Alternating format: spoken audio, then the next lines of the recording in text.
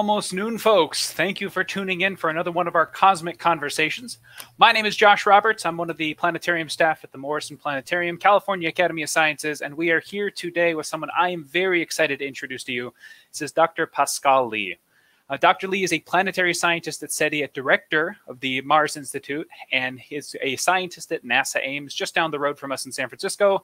Dr. Lee, how are you today? Oh, have you muted? Sorry about that. You're back now. How are you today? Yeah. Wonderful. Sorry, good. How are you doing? Very well. We've got a beautiful view of planet Earth. We've got a really cool program, and we're going to hear all about human exploration out beyond the surface of our own world. So, Mary is our producer today. Can you take us over to our view of Earth in open space? So we've got a really awesome view. We can see the dark side of our planet where human beings are living, silhouetted against that beautiful star-filled sky. And we are talking today about some of the ideas about humans leaving planet Earth and taking off to see some of these other places. Pascal, can you tell us about some of the ideas about where human beings might end up next? So we've been to the moon, but we haven't been back to the moon with humans for over 50 years now. And so, well, close to 50 years, because the last human landing was in 1972. Before we launch ourselves onto Mars and to these other greater places at greater distances, we need to go back to the moon. The moon, first of all, still has plenty to be discovered about. And then the other thing is, it's in the immediate neighborhood of the Earth, and so it's a good place to practice, to get ready for more ambitious exploration activities like what we have in mind for Mars. Now, right now, NASA and hopefully a growing number of international partners are planning to go back to the moon within the next few years and land the first woman and the next man on the moon near the south pole of the moon. And the reason why the polar regions of the moon are interesting is because there is water ice there. And of all the things that are of interest on the moon, water ice is super interesting because, well, not only is it a sort of a key ingredient for us humans and life on Earth, not that we expect any life on the moon, but it's a key ingredient for life in general. It's also something that we can use as rocket fuel by breaking down the H2O into hydrogen and oxygen. And it's also something that can tell us a lot about the origin of the moon and how hot it was when the moon formed. And right now, the current general idea is that the moon formed as a result of the impact of an object that was about the size of the planet Mars, although there are some variants to this hypothesis, that would have hit the proto-Earth. This is when the Earth was slightly smaller than it is today. And some of this material from this impactor, the size of Mars, got incorporated into the Earth. And so the Earth grew to its current size. And then part of the debris that swung around the Earth and got turned into a ring of debris eventually accreted into our moon. And so the moon basically has a very fiery origin in this whole scenario, and there are questions about how hot this disk of gas was and how much water the moon could have retained from the original body that slammed into the proto-Earth. So the fact that we're finding ice in the polar regions of the moon is really intriguing. Is this ice sort of strictly a late addition to the moon from comets that hit anywhere on the moon, but then the water molecules from the comets get liberated during the impact and migrate over time to the coldest spots where they condense and basically stop migrating? Well, that's a process called cold trapping. So we think that one scenario is that the lunar polar regions are so cold because there are some places there that never see the light of day. They never see the disk of the sun. They're in perpetual darkness. The lunar poles are so cold that you're a little molecule of water bouncing around on the moon wherever you were released by, say, a comet impacting the moon. You would eventually make your way to one of these cold traps. And then once you hit one of these cold traps, well, then now you're trapped because it's so cold. You can remain as you sort of keep building up the ice deposit there, and that's how we think part of the ice in the polar regions of the moon sort of came to be concentrated there. But there are other processes. There's solar wind hitting the regolith, forming and releasing some water molecules that have sort of a similar fate. There are also other ideas about how the lunar rocks in the first place, from the very origin of the moon, might still have retained some water. And we actually know this for a fact now because we've been reanalyzing some of the Apollo samples. I say we, not me, but scientists who are experts at that, reanalyzing Apollo samples and found what you might describe as juvenile water in these rocks. In other words, water that dates back to the origin of these rocks that were all this time trapped inside the moon and now can be sort of extracted from these samples that the Apollo astronauts brought back. It's strange to think of water that old being referred to as juvenile water, but I guess that's it hasn't been used as much as the rest of the water. Yeah, it's juvenile from the standpoint. That's a good point. It's juvenile from the standpoint of when it got sort of incorporated into the moon. But there you have it. So the lunar polar regions are a strategic location for that reason. And this is why we're so focused on trying to get humans not only back to the moon, but back to the polar regions where you have these, once again, permanently shadowed regions, PSRs. If you are at a cocktail reception with some lunar scientists and you want to come across as knowing what you're talking about, you would never say, okay, it's permanently shadowed region. You'd call them PSRs. Okay, so which is different than the PSLs we've been hearing about. Okay, so how's your mission to the PSR going? Okay, that's planetary scientist talk.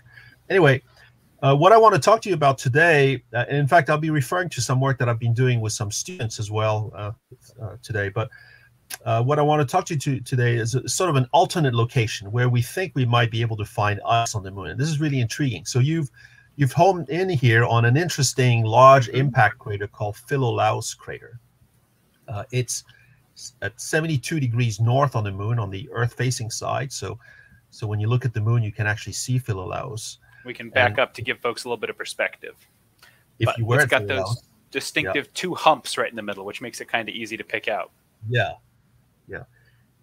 For a large crater, for a crater this size, it's about 70 kilometers across. It's actually a relatively recent crater on the moon. It's from the latest geologic era on the moon called the Copernican era, if you care to know. But the point here is that it's a relatively well-preserved, fresh, large crater. And you can see that there's a flat area on the floor of Philolaus. Yeah, right there.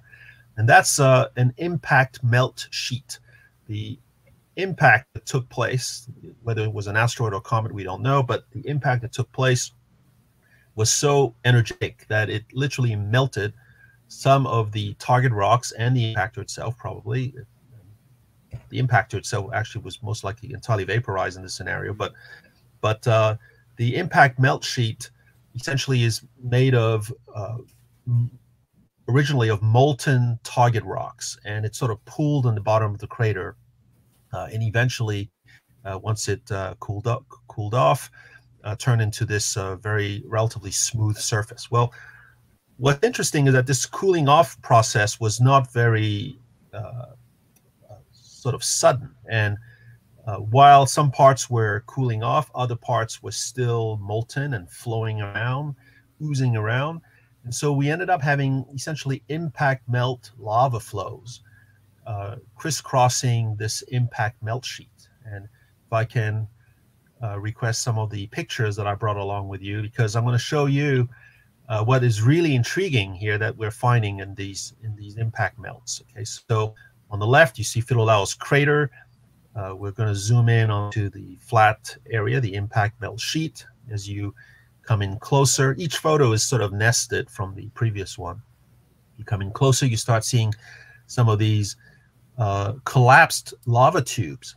Those little gouges that you see crisscrossing the lunar floor there are technically known as sinuous rails. In other words, they are essentially depressions that are meandering along the lunar surface. And these meandering little valleys are not really valleys. They are what we think there were once lava tubes. In other words, lava flows that were underground, with the top surface being cool enough to be rigid, but the lava still being hot and molten and flowing underneath. And eventually, when the lava flowing stopped, the overlying crust would collapse, and now you end up with this valley-shaped meandering depression called the Sinuous Rails. So Sinuous Rails are essentially collapsed lava tubes. Now, if we zoom in closer, let's go to the next slide, you start seeing that some of these sinuous features are not collapsed entirely. They are in some places marked by actually dotted lines, so to speak. Okay, so this dotting is really interesting because what we think these are partially collapsed lava tubes. And therefore, you might still have a tunnel or a cave underneath there, where in those sections that are not entirely collapsed yet. Let's zoom in further. And then some of these darker spots we think are skylights. In other words, collapsed little portions of the roof of lava tubes. In other words, cave entrances to underground caves on the moon. And of course, pits and caves have been found on the moon now for over a decade. We actually know of over 300 pits and caves on the moon. But most of the ones that have been found, and this is largely the work of Mark Robinson and Robert Wagner, but also from the Kaguya team in Japan, most of these pits and caves that have been reported so far are at low latitudes. And these caves that are at low latitudes are going to be too hot, we think, to cold trap any water ice, because sunlight will sort of shine down into the pit and will warm up the rocks at the bottom of the pit, and the rocks will radiate their heat into the cave.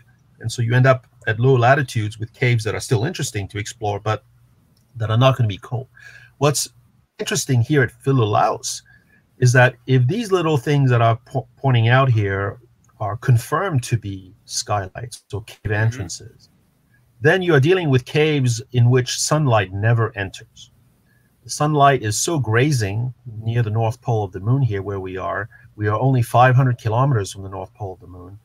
The sunlight is so grazing year-round that it never hits the bottom of the pit, and therefore the rocks at the bottom of this pit never get heated. Therefore, these caves are super cold.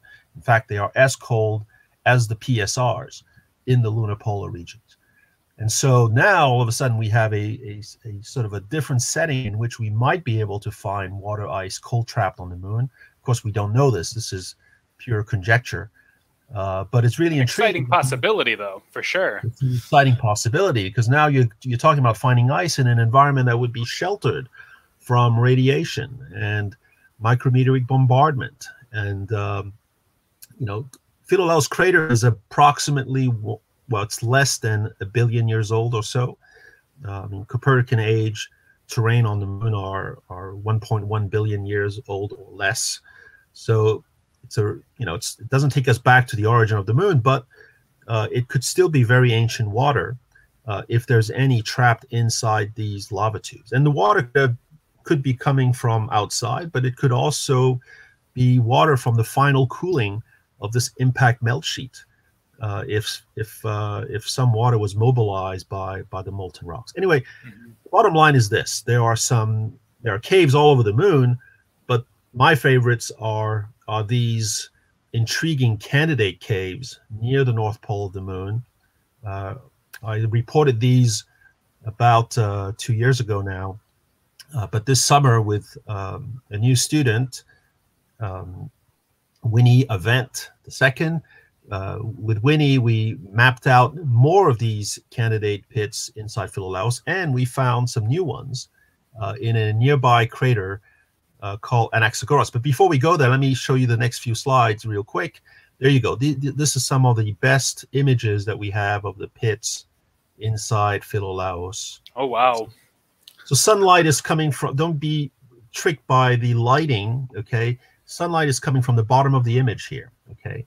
And what's really intriguing is the brightening that you see right on the top part of each pit, okay? Because That's indicative of a funnel, but also of the possible vertical wall that is slightly lit by the sunlight, but not all the way into the cave.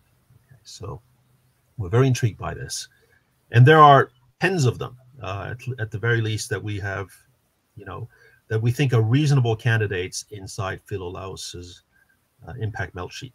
Next slide is showing you sort of what this might look like in section. Okay, so the light grays there is the impact melt sheet surface at the top on the surface of the moon. Sunlight is coming in at an angle. You can see the sunlight can hit part of the vertical wall of the pit, of the skylight pit, but does not hit the floor of the cave. You have a lava tube underneath, and right underneath the pit, the environment is such that temperatures could be as cold as in the PSRs in the polar regions, and you might actually have a deposit of ice. So we did a bit of math on this, some back of the envelope modeling, and if you have a layer of, say, 1 meter of water ice accumulated there at the bottom of this 30-meter pit, or 15-meter pit actually in this case, you would end up with something like 7 metric tons of water ice. That's ready substantial. for you to, that will fill several lunar landers. Now, we noticed you had that little portrayal of human beings down there, and I've heard these things put forward as like science fiction ideas of where human beings might live. I feel like you'd have a hard time convincing people to go live in a lava tube that hasn't collapsed yet. Like, that sounds like a pretty scary environment just because rock would fall on you. That's a good point, Josh. I'm attracted to lava tubes, but to explore them, not to live in them.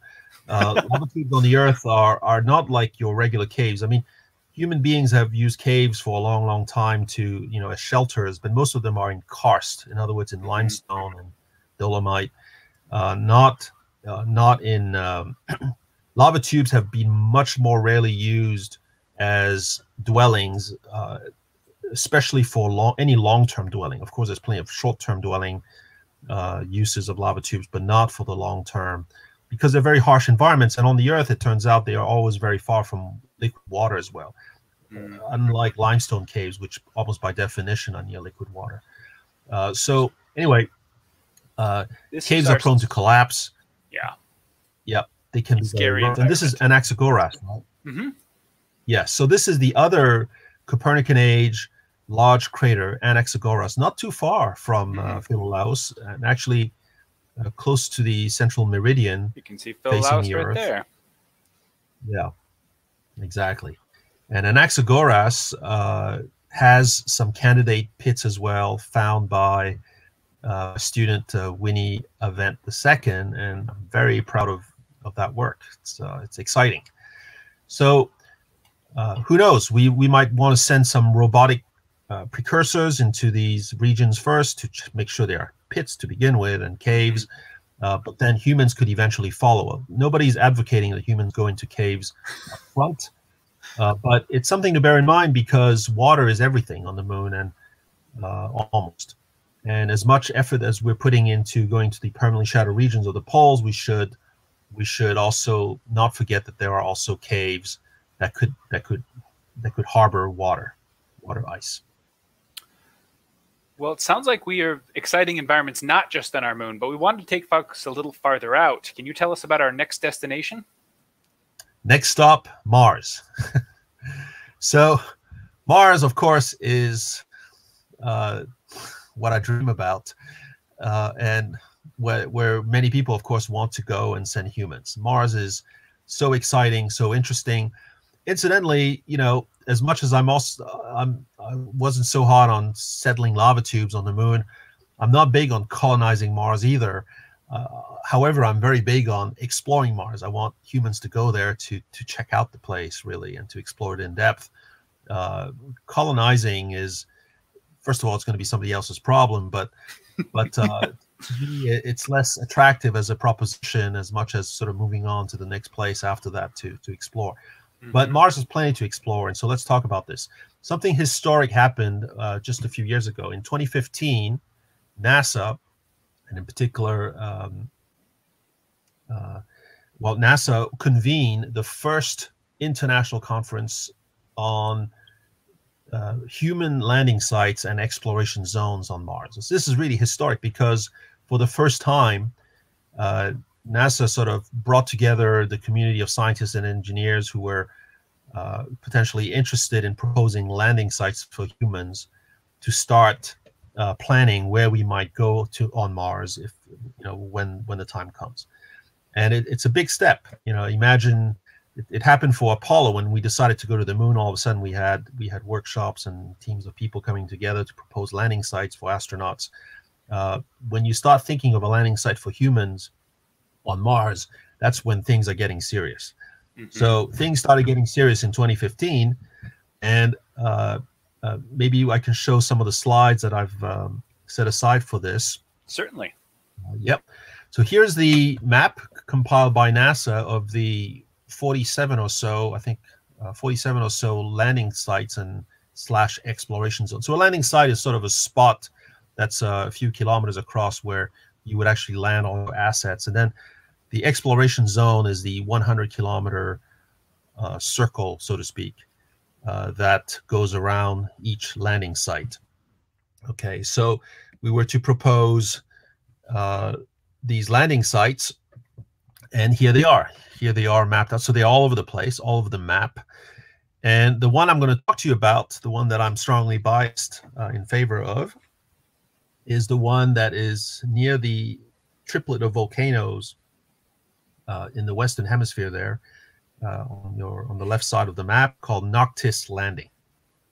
Okay, but let's go to the next slide. So this is actually showing you the constraints we were put under to propose these landing sites. First of all, they could not be too far north or too far south. And that's why the high latitudes are shaded, because at those latitudes, it's essentially too cold. And there's also not enough solar power in the winter to keep things warm.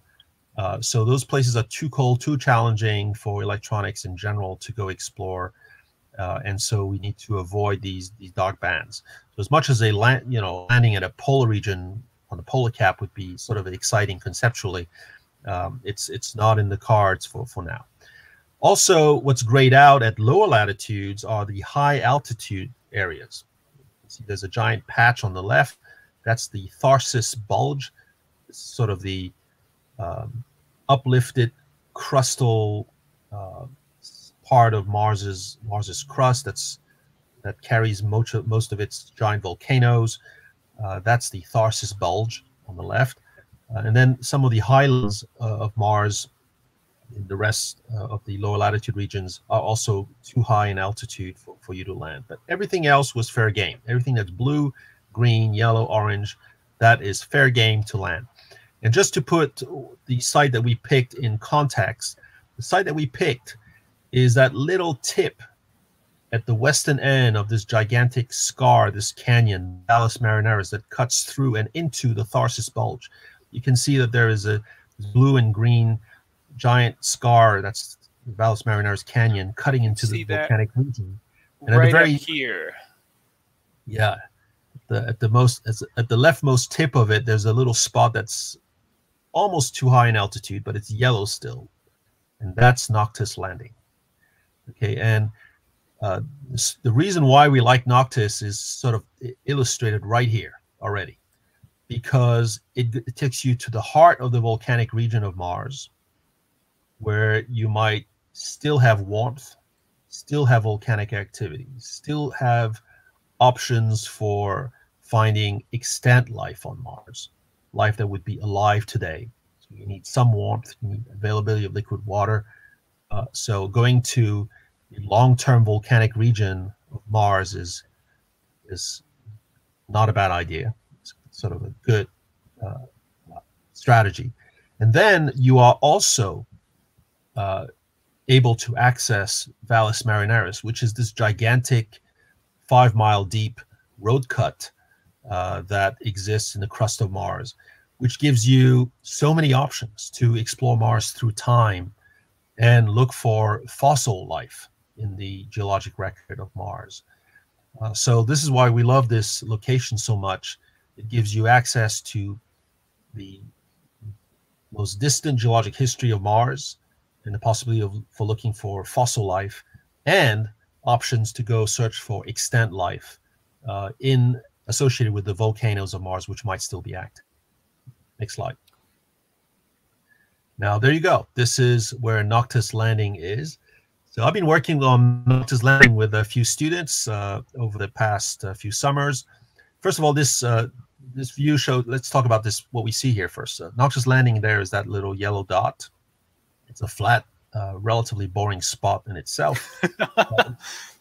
It's good for landing, not for science. You want flat spots, I guess. Landing, good for comms. You don't want to be on the floor of a canyon, at the base of a wall, and then you can't see the Earth most of the time. You have to have a good view to the north and the south. We are at about 7 degrees latitude south here, and the primary exploration zone would give you access to Noctis Labyrinthus on the west, the canyons to the east, Udaman's crater, I'll talk about that in a second, to the south, and then to get to the volcanoes, it's a bit of a longer drive. We'll touch on that as well. But here you are at a very interesting place that's a basin of mysterious origin, incidentally. You don't see a clear impact crater origin to this spot, and yet it's a low spot in a relative sense. So we're very intrigued by this landing site. And then with a secondary exploration zone that extends out to 200 kilometers, you can see that we could explore a lot of terrain, going deep into the canyons to the east as well. All right, next slide. So Udaman's crater is super exciting. In fact, maybe we go back to the previous slide. Yeah, thank you. A lot of people propose going to Valles Marineris squarely, like, you want to be where the geology is exposed. So let's land on the floor of the canyon, and then you are right there with the geology all beautifully preserved in the canyon walls right next to you. But the canyon walls are not next to you, they are above you. And that's a real problem, because if you land in a location where you see all the geology from far away, but you really can't get to it because it's on a cliff, and it would be really difficult to go explore and sample. You don't really get the full advantage of really being in a place where you have all this ancient geology exposed if you can't really sample it methodically. Sure, you can sift through the rubble at the bottom of the canyon and figure out which rock came from which layer, but good luck with that. It's going to be really tough. Okay, but the beauty here is that Udaman's crater, which you see near Noctis Landing, right down there at the bottom, yeah. Udaman's crater is recent enough and big enough that what it did was it basically broke up huge chunks of the walls that are exposed in Valles Marineris. And these gigantic slabs of canyon walls are now lying horizontally, but still organized layer by layer on the floor near the center and around Udaman's. Okay, so if I could go to my next slide, which is this. What you're seeing here, okay, each strip is about a couple of kilometers wide, okay? What you're seeing here are all these beautiful layers of the Valles Marineris canyon walls now laying flat on the ground, okay, one big chunk at a time, but then that's a lot more manageable.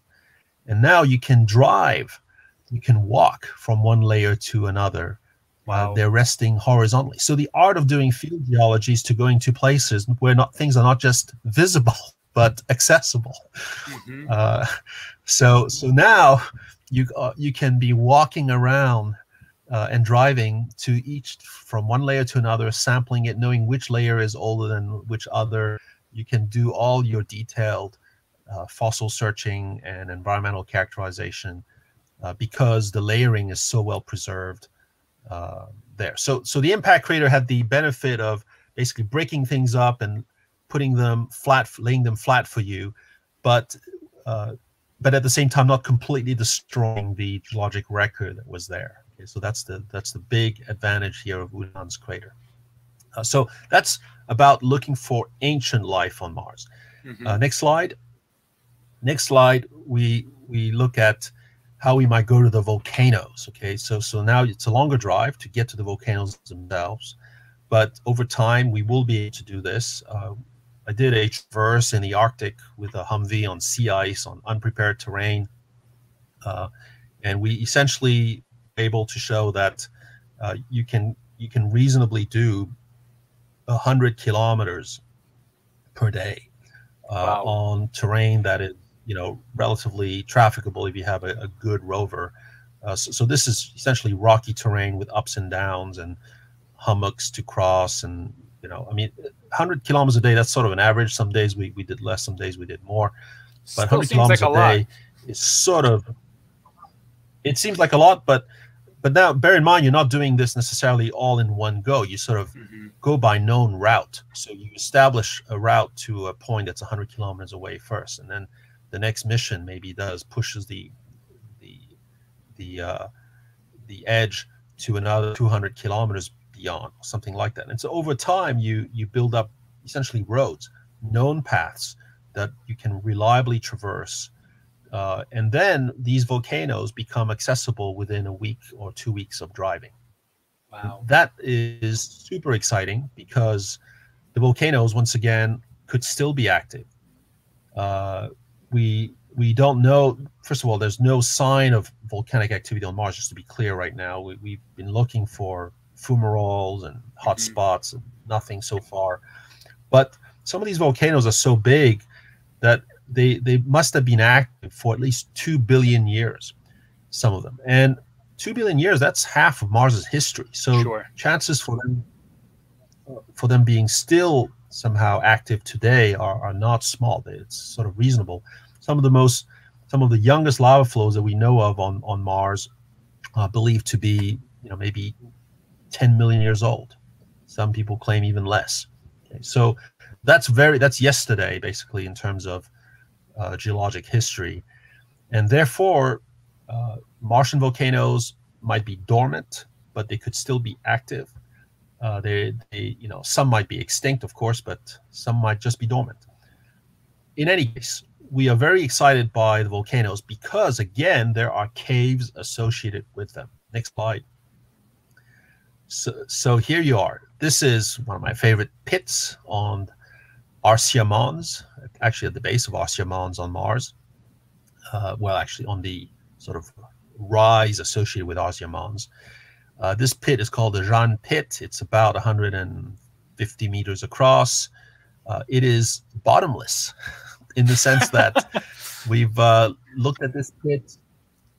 We've looked at this pit with different lighting geometries and stretched the images to death. In many pits, you can at that point see the floor of the pit, but in this case, for this particular one, we can't. It's pitch black, no matter how you stretch the images. So the estimate here is that it's at least 170 meters, if I remember well, deep. Okay, so that's astounding because, well, it's it's a big hole. It's a huge cavity that's underneath. It's a huge cavity. Okay, and so what I have on the right here is a painting depicting, of course, a scene far in the future where astronauts are going into this cave and are finding somehow I'm just struck by doing life. Exactly what that person's doing on Earth without a spacesuit would be incredibly difficult and dangerous. Doing it on Earth in a spacesuit would be difficult and dangerous. Doing it on Mars in a spacesuit sounds horrifying. So kudos to that artist for imagining humans are that brave. Well, actually, I'll take credit for that. But hey, humans exploring caves like this, is actually not that extraordinary on Earth. I mean, spelunkers do incredible things. Rappelling down into a sort of a lava tube skylight pit, even some that are tens of meters deep, are things that cavers do. I would say almost commonly. I mean, it's not even newsworthy. Is my point. Again, we're not ready for this on Mars yet. Okay, just to be clear, but it's something to aim for down the road. And of course, before we send humans, we will scout these places out with drones. Maybe there's a helicopter that's going to Mars now with Perseverance. So the problem with these pits, of course, and caves, is that they're at high altitude. They're on the flanks of these giant volcanoes, so drones can't fly anymore. You cannot really use rotorcraft not enough at air that to point. push against. exactly, not enough air density. So you would have to, use maybe a gas thrusted drone, like a little drone with little rocket engines. But anyway, that's one way of doing it. Another concept is something I'm working on with JPL called Globetrotter, which is essentially a balloon, a little spacecraft surrounded by a cage, and it essentially bounces, doesn't care what it hits and where it lands. So you could just throw this off the edge. It would drop down into the cave, bounce, just like an airbag landing on Mars. And then once it comes to rest, it would study its surroundings, take pictures, flash photography, of course, and then fly back out because it has these little thrusters on it. So anyway, that's the Globetrotter concept. Bottom line here is. Go ahead. Yeah. No, I was just saying, Josh. The bottom line here is there's plenty to explore on Mars and lots of exciting things for humans to do. And Noctis Landing is one place that I find particularly exciting. I'm working with a student in India called Surab Shubham. He is helping us map the mineralogy on the floor of this area around Noctis Landing. We're finding some really interesting water-related minerals and deposits, which means that this is a place where we could probably extract water easily from some of the minerals that are there. With another student, I've worked on extracting water from the atmosphere of Mars in that location. People have now ruled out extracting water from just compressing the Martian atmosphere because the compression ratios are too high and the water content in the Martian atmosphere is too low. But that's on average Martian atmospheric content. If you look at this particular location, one of the first slides that Mary showed here earlier today shows you fog filling these canyon floors frequently. And when you have fog, the water concentration in the atmosphere can be about an order of magnitude higher than it is elsewhere on average on Mars. So before we flew away, though, I wanted to show folks one last really cool detail we can see. If I get close enough and there's a fine balance, you can see some features on some of these, which is like sand dune variation. Now, I don't know that that's actual sand dune accumulating on the surface, but anytime you see a detail like that, it's beautiful. And if folks want to check this out and visit some of the places that Pascal has shown us, download OpenSpace, try it out. You can go from where you see sand dunes to where you see the entirety of Valles Marineris. And that kind of ability to fly around Mars is something really special. And with some context, becomes a really amazing adventure for you to take yourself on. But we have some other places we want to hit before our program winds down. So I was going to introduce the outer part of our solar system and head a bit farther out. Yeah. We're heading to Titan next, I believe. And then that's right. Titan. I think it's, now that Mars is sort of squarely on the map of where we plan to go, what could lie beyond. And I think beyond, I don't think Venus is will never be a good place to send people. Pretty tough for humans. Unless you're into sort of cities in the cloud type of thing. Titan is, I think, really an exciting place, and let's go see why. Good. Let me see if I can get Titan to show up. So Titan is one of the largest moons in the solar system, and Saturn's largest moon. Okay, Titan. But I almost think of Titan as an exoplanet in the sense that, okay, it's really far away, but it's sort of like a Earth-relevant world. It has a solid surface. It has a thick atmosphere. In fact, it's one of the only moons that has a thick atmosphere, and it's astoundingly thick because it's thicker than the Earth's atmosphere.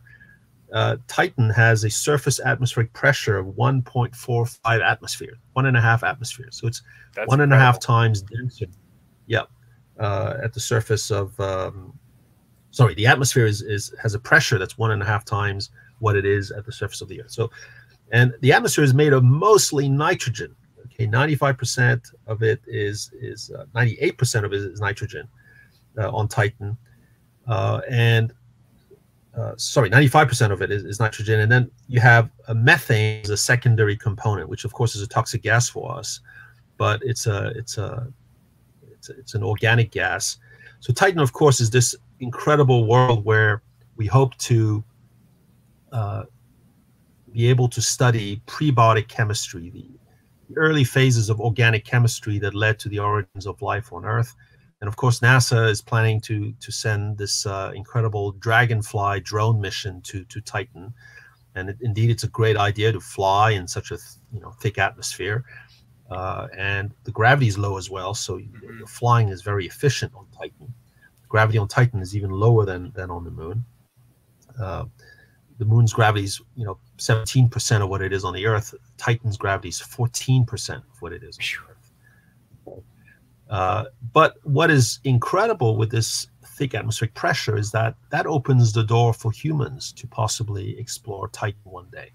Okay, because now what you need on Titan is to just protect yourself from the methane, I guess, in the atmosphere, because that's really a lot. And you need to still have an oxygen supply, but you don't need a pressure suit anymore. You do not need a pressure suit. Let me repeat that. You do not need a pressure suit.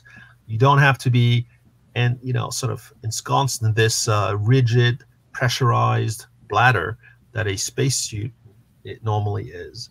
A Titan suit just has to keep you warm and insulated from the toxic gases that are outside. Warm sounds really important. You certainly have to be kept warm. Yeah, exactly. Because the temperature at the surface of Titan is minus 180 degrees C, so that's 94 Kelvin.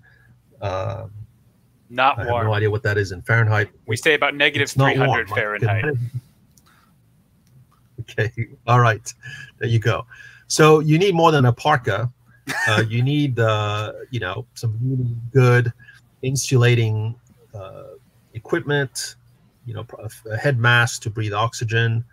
And I'm also working with a student this summer. In fact, it's a high school student who's helping us with the design of a spacesuit for Titan. Okay, so we haven't published that yet, but once it's ready, we will get that out. The student is Joe Nadiju. He lives in the Bay Area. And anyway, I think he'll forgive me for mentioning his name. He's still in high school. We had, I think, a really cool shot of Titan's surface, because what we're showing folks is actually a map of infrared mapping done from above. But yeah, can you tell us a little bit about what we're seeing in this picture? Yeah, so this is an actual image of Titan during descent of the Huygens probe as it was about to land. It took this aerial view of Titan as it was sinking through the haze, the organic haze of Titan's surface. So this is from the European Space Agency. It's an image processed by somebody who has my last name. I mean, Pascal is his last name, actually, but no relation. Anyway, it's a beautiful scene that shows you what it's like to sort of descend to the surface of Titan. And next picture is. Yeah, go ahead, Josh. The next picture, this would be more like the colors our eyes would see should we be there, not so much gray and black like our imagery. That's correct. But once you get underneath this haze, it gets quite a bit darker, okay? Because the surface, you can tell, is dark. And so this bright scattering that you see at the surface is something that you would see at high altitude. But once you're on the surface of Titan, the skies become quite a bit darker. Next slide.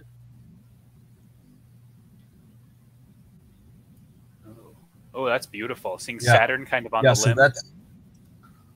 That's right. So that's actually a painting I did of what Saturn might look like from the surface of Titan, where there are actually lakes of methane, liquid methane, and ethane. So it's a carcinogenic goop that is at the surface, but it's still very beautiful. You can sort of see the carcinogens. And actually, it's not even clear if the atmosphere of Titan ever breaks up enough for you to see the disk of Saturn.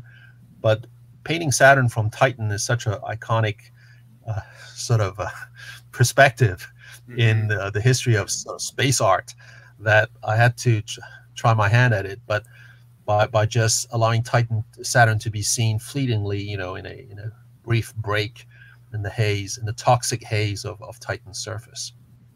Okay, but so here you can tell from the picture, since the rings of Saturn are vertical almost, that you are near the equator of Titan. Okay.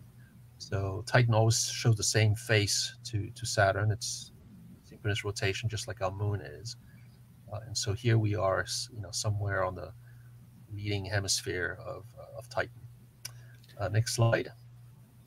That's a great one. This must be from the lander.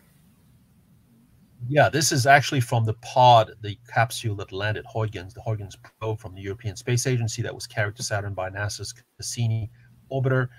So the Huygens probe landed, and this is of course an enhanced image, but it landed on this boulder field.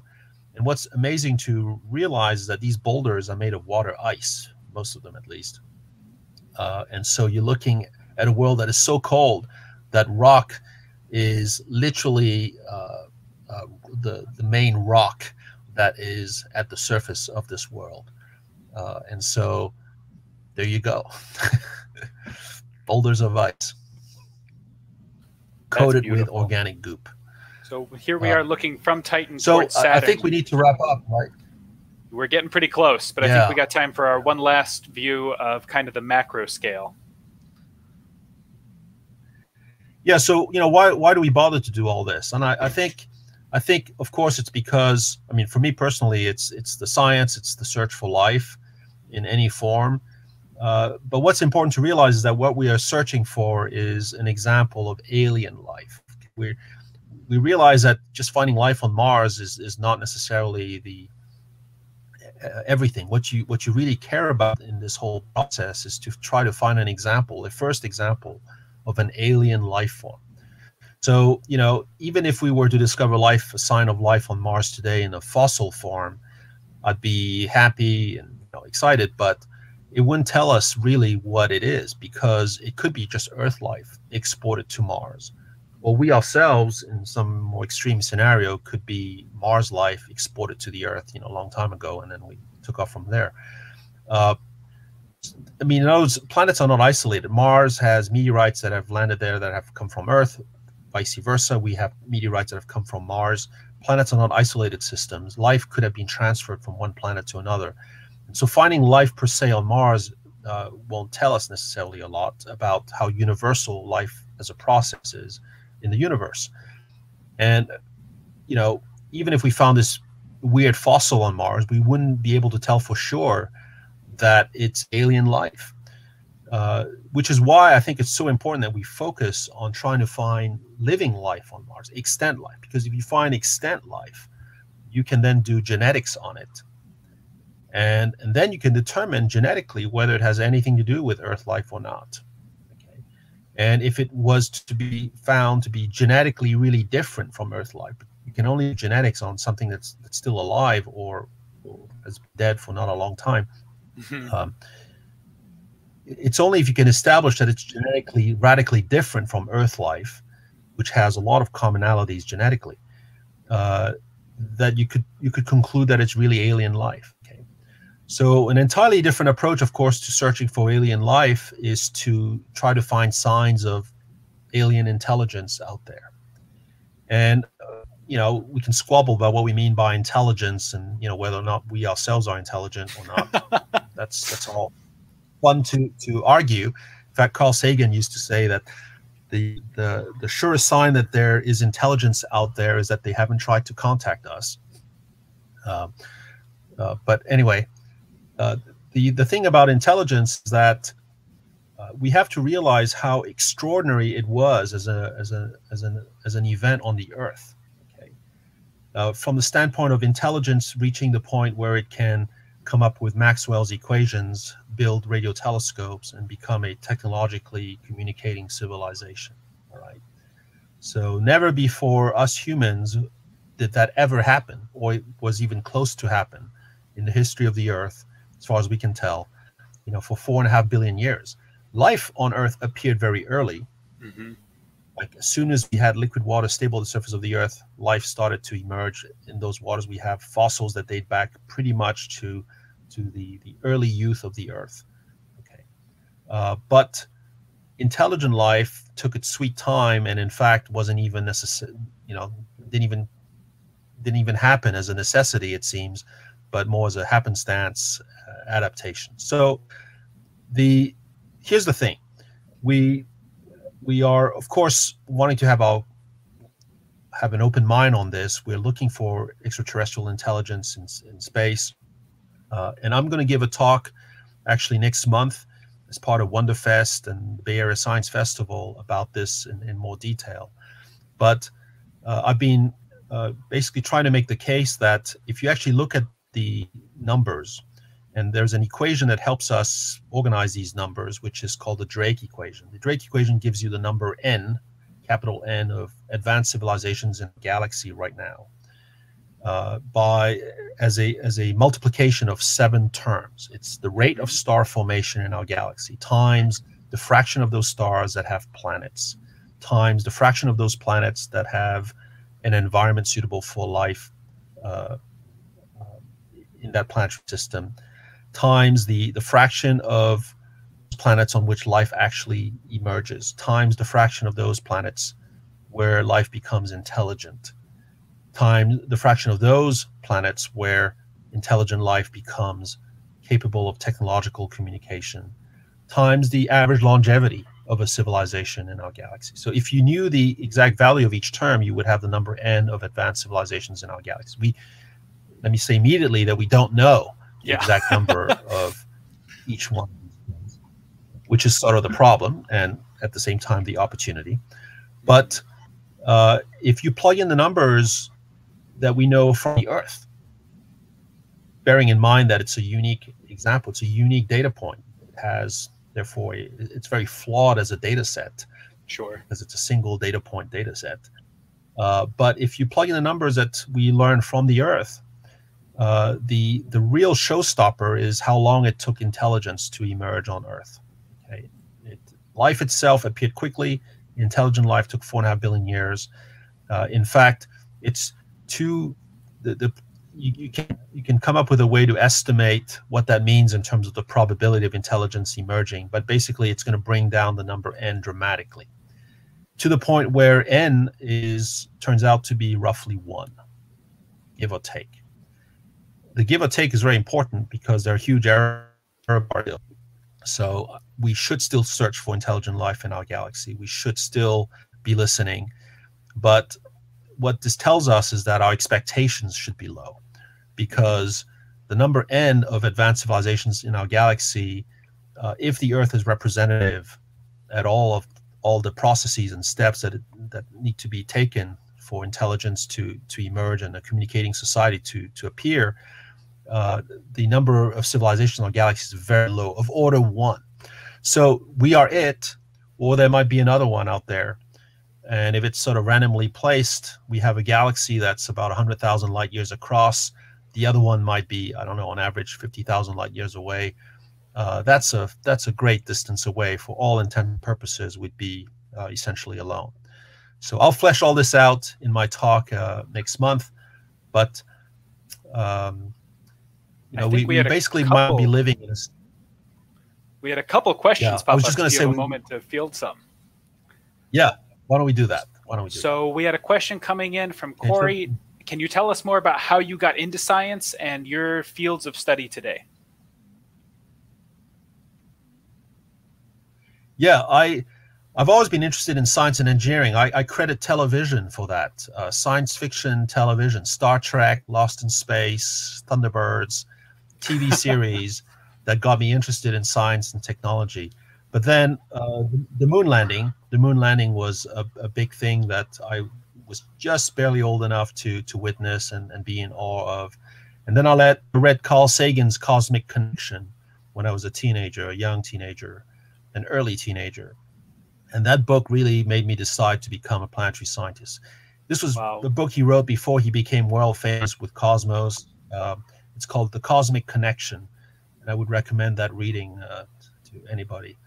Anyway, that's the book that made me want to become, a planetary scientist. And then from then on, I studied geology first, studied the Earth.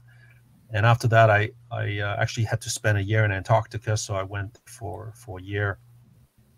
And then I went to grad school again to study astronomy.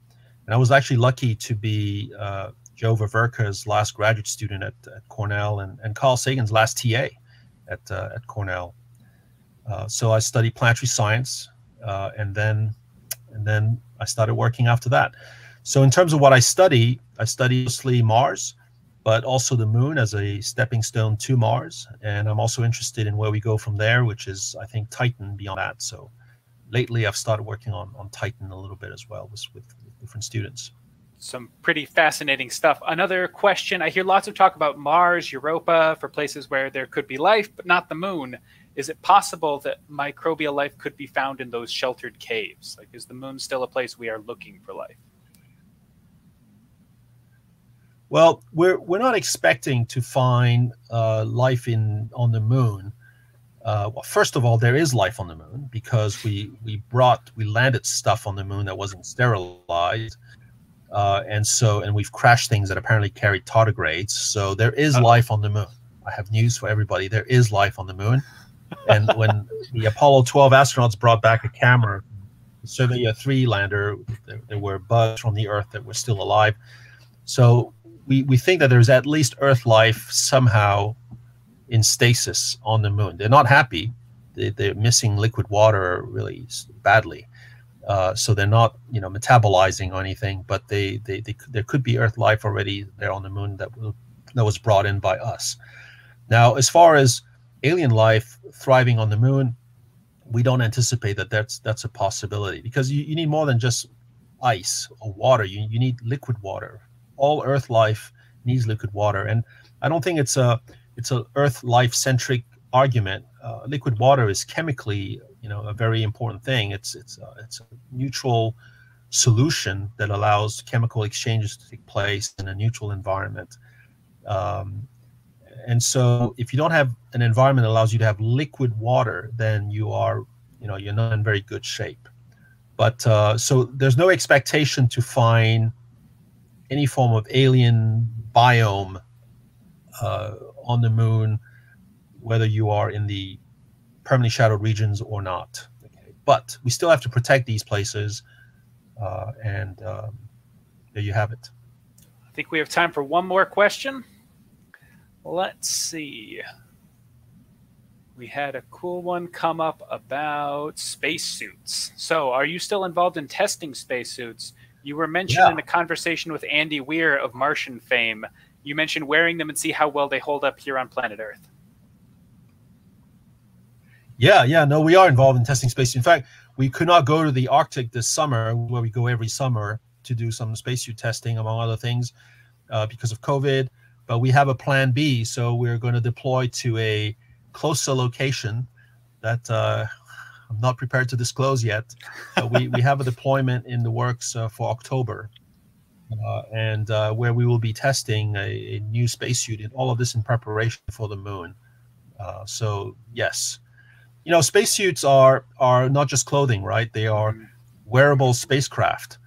And in fact, it's sort of the minimalist approach. To me, the spacesuit is sort of the greatest tool that you can give a geologist to allow her or him to, explore the surface of the moon or Mars. It's a real gift.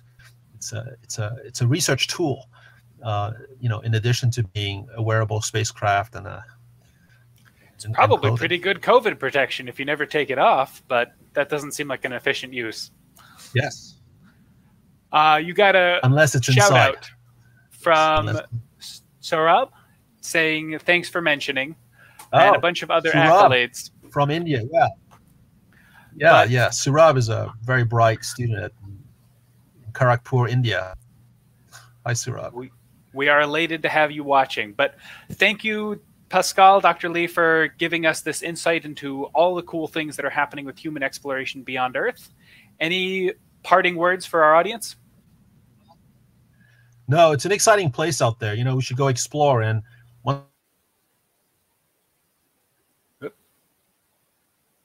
we may have had your audio drop out momentarily, but we'll see if you come back.